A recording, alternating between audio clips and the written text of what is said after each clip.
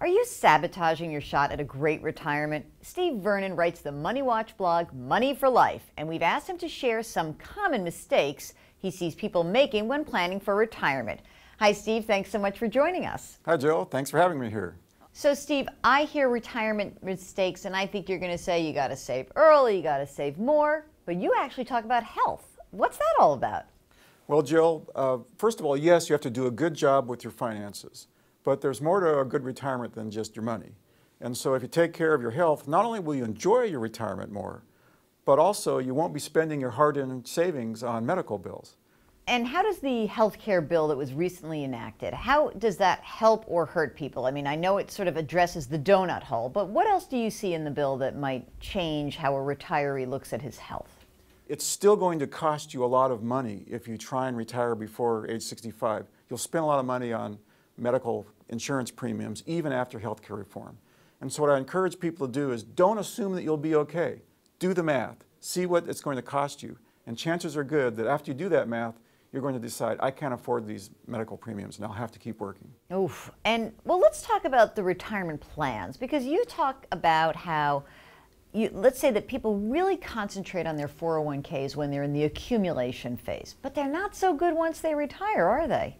Well, right, Jill, and that's one mistake I see people make. Is first of all, they don't even do the math on how much they need to retire, but also they really don't understand how to draw down these 401k savings. And so what I like to do is help people understand how much money do you actually need. And if you're going to be retired in your 50s or 60s or 70s, you could live for 20 or 30 years. It takes a boatload of money to be retired that long. And so the first step is do the math. Figure out how much money you need. And once you do the math, you might think, oh, okay, I better delay my retirement a little bit. And let's talk about that, because I think that's a very common mistake. I mean, there were times when I was an advisor and people would talk about, I really want to retire, and all you wanted to say was, no, keep working. And so how can we get people to realize the impact of just stopping 100% and instead of, say, either continuing to work longer or even working part-time?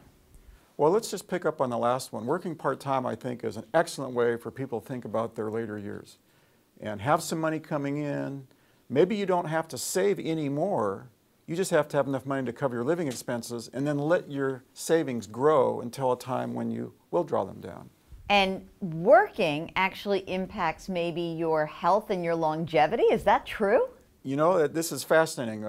What I found was that a study that showed that men between the ages of 50 and 70 who were working had half of the death rates of people who were fully retired. Half? Half. Holy smokes. The effect was there for women, but not quite as pronounced.